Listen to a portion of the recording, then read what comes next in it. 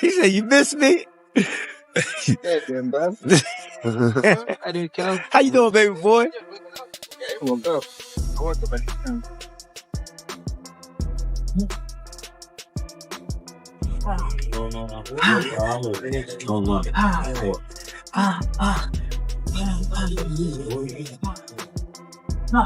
Two of Floyd Mayweather's former proteges and past rivals Gervonta Davis and Rolando "Rolly" Romero have teamed up again, this time for Davis's upcoming fight against Lamont Roach. Davis called Romero one of the hardest hitters he's ever faced, and that's exactly why he brought him in for this camp. Was it Ryan or was it Rolly? Cause they both. I ain't gonna lie, Rolly hit hard.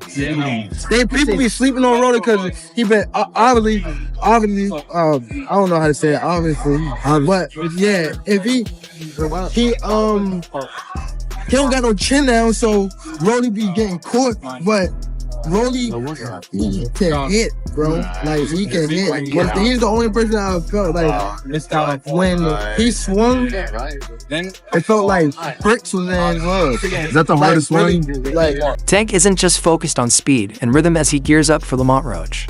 He's also working hard on building power, hitting the weights, and getting stronger to make sure he's fully ready.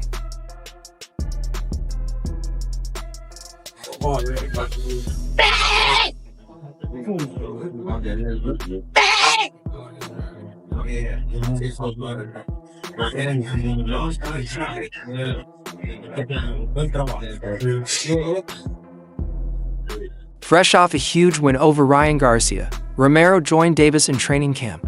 The two power punchers had some intense sessions hitting the bag, working the mitts, and pushing each other hard. And they share something else in common: they both knocked down Ryan Garcia in the second round of their fights.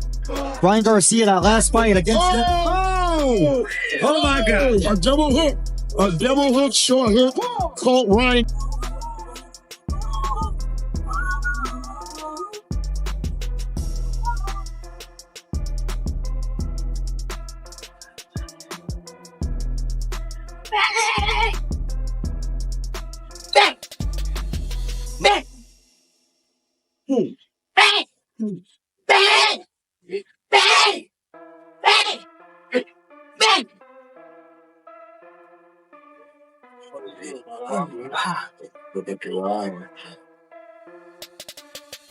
With their longtime coaches Calvin Ford and Kenny Ellis watching, the two fighters trained side by side in the gym, sharpening each other for battle. Yeah, I definitely felt that. I truly but that also didn't seem like just Tank in general, and so is that Lamont and Tank's fault? And I will tell you this, Tank, I know for a fact, was sparring a 122 pounder, and that was the only person he sparred all camp.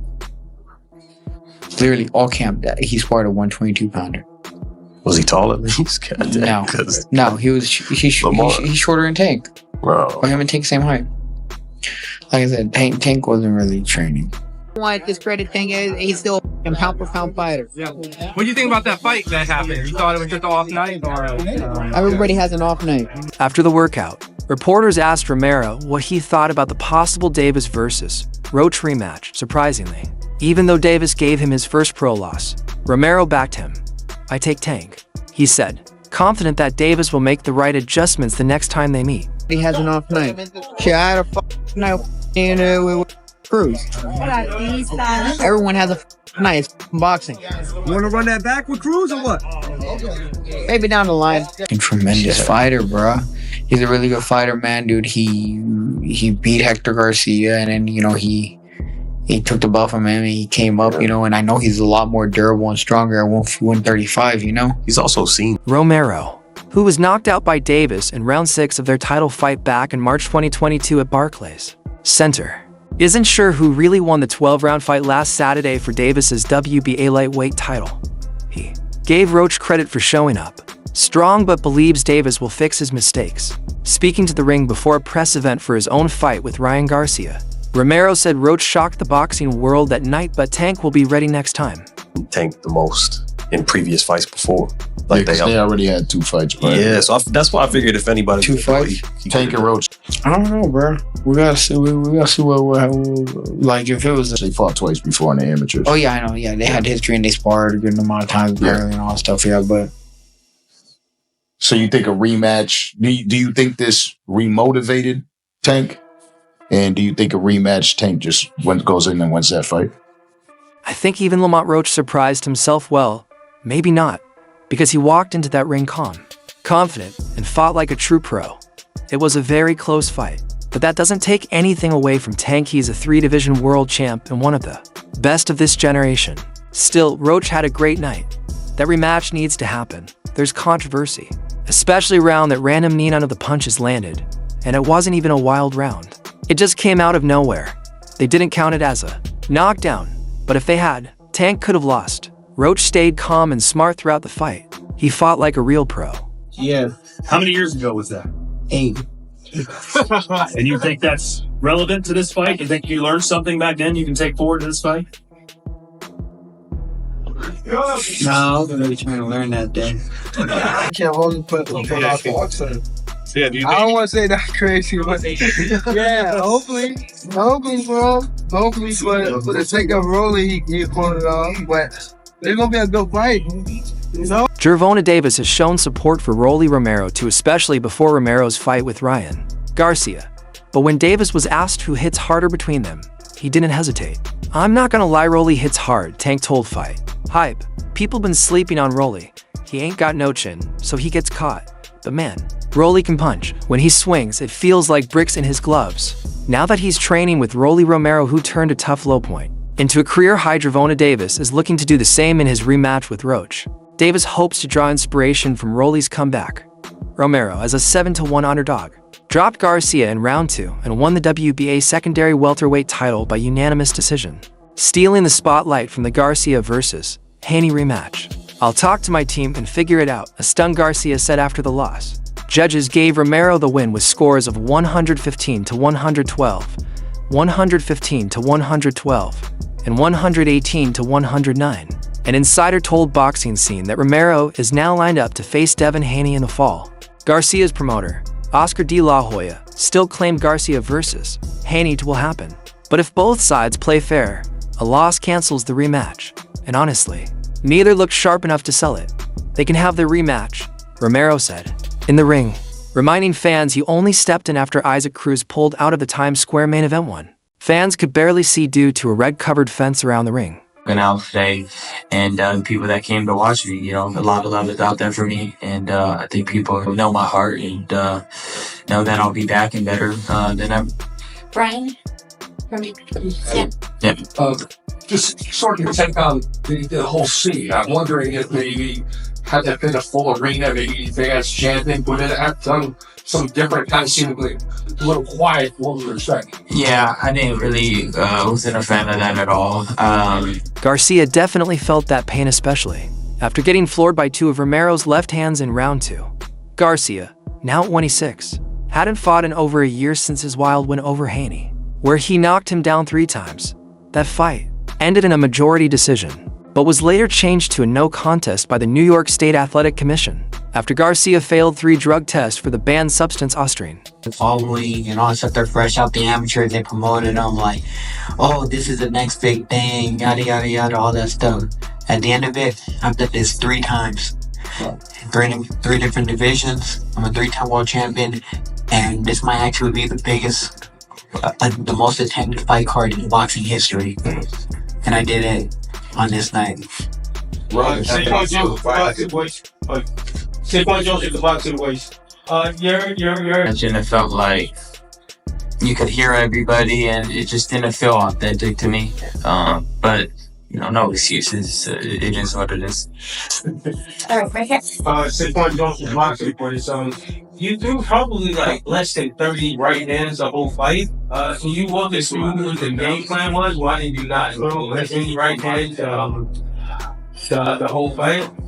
I mean, that's just part of just me not, The Romero versus Garcia fight wasn't exactly packed with action, but Romero still got the better of it, landing more total punches than Garcia, 65-54. I was just saying, hold the phone the whole night.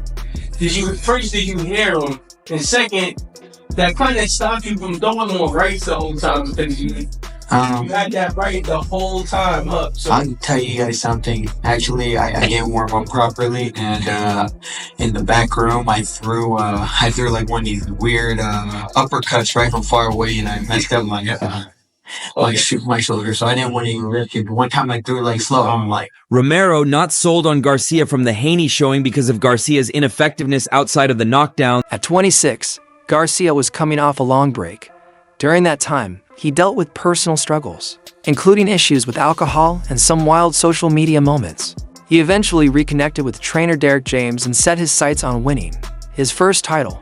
The belt was generously put up for grabs, but Romero ended up taking it. It was a reunion fight for the two, who had sparred as up-and-coming pros. Romero told Boxing Scene that moving up to welterweight gave him a new comfort, along with the knowledge he's gained while training with respected Cuban coach Ismael Salas in Las Vegas. Have a good one, man. Yeah, we love you. Yeah. Romero wasn't fully convinced by Garcia's performance against Haney. Outside the knockdowns, he didn't see much. And in their own fight, Romero wasn't intimidated by Garcia's famous left hook. In round 2, Romero fired back with a wicked left hand right to Garcia's chin, then followed up with another shot to the side of the head that dropped him. Garcia landed a few lefts in round 4, and they clashed again in the 5th. Things settled down after that, which actually helped Garcia. As the aside fighter, he could sneak rounds with less action. Garcia opened the 6th with a classic left hook, but Romero quickly shifted focus to body shots. That sharp as like a D, I just didn't really throw anything, to be honest. I mean, I was throwing jabs and moving around. I just didn't feel there, didn't feel there at all. And, it wasn't a part of our game plan at all. Derek had a great game plan. There was a lot of opportunities there, especially when Rolly's is going back. I just didn't let my hand go in any way, shape, or form. And that was simple as that. Garcia would fight like Ryan. I just wanted to ask you, In round 7, both fighters had moments. Garcia landed a left hook, and Romero answered with close-range punches, trying to win favor on the scorecards. By round 8, Romero turned up the pressure, adding flurries in the 9th to keep the judges' eyes on him. Garcia looked unsure and headed to his corner without answers. In round 10, Romero stayed aggressive, landing a strong right that made Garcia cover up. He did a great job, Garcia admitted after the fight. I'm just happy I made it through all 12 rounds. In the corner, trainer Derek James begged Garcia to fight back with heart, but that moment never came in rounds 11 or 12. Lamont to have a tough fight, and they had history. Obviously, you and Roby have had some history. We talk about sparring, but do you think that any of that history played into tonight's outcome? No, I just think that Rolly's is much better than people give him credit for, and he has very strong hands, just solid in general, so he can't just, walk in there and he's just gonna get any. I couldn't do it tonight. I'm devastated. I'm really sad I just didn't have it. I fell off during the fight. Cameras caught Devin Haney and his dad, Bill Haney, watching from ringside with disappointed expressions. Their long-hype rematch with Garcia seemed to vanish right before their eyes, as did the hopes of fans who wanted more from the Romero versus Garcia showdown. He would never even think about to come up to 154. What about 47 though? Yes, if he get to pick his opponent. But Tank would never come from 35 to 54. Y'all got into it on social media around that time. Is that just you being competitive, like when that happens? Or is man, it like... I just really don't like that dude. Why though? Cause I just don't like him. Like, I really don't like him. That's why it's not. Gervonta Tank Davis and Lamont Roach Jr. went head-to-head in New York in a fight that ended in a majority decision draw. Many believed Roach had done enough to win, but the drama didn't stop there. In round 9, Tank suddenly dropped to a knee and ran to his corner to get his face wiped. The moment wasn't called a knockdown, but it sparked huge debate. Should it have been ruled a knockdown? That one call could have changed everything. A cup of tea, that's just not I don't like 47 though. Yes, if he get to pick his opponent. But Tank would never come from 35 to 54. Y'all got into it on social media around that time. Is that just you being competitive, like when that happens? Or is it like... I just really don't like that dude. Why though? Cause I just don't like him. Like, I really don't like him. That's like, Just not your cup of tea. That's just not yeah, your. I don't like. Would never even think about to come up to 154. All right, what about? If that knee had been ruled a knockdown, Lamont Roach Jr. would have won the fight, no doubt. Back in March, Terrence Crawford was one of the few big names to say Roach should have gotten the win. Now, over a month later, the two-weight undisputed champ joined the Ring Champs with Embark podcast and stood by that take. I still had Roach winning probably by 1 or 2 rounds, Crawford said. He admitted the fight was close, but pointed to one key issue. Davis was overconfident. I think Tank just underestimated him. He was just waiting for Roach to make a mistake so he could knock him out. Yeah, I really want to give myself the...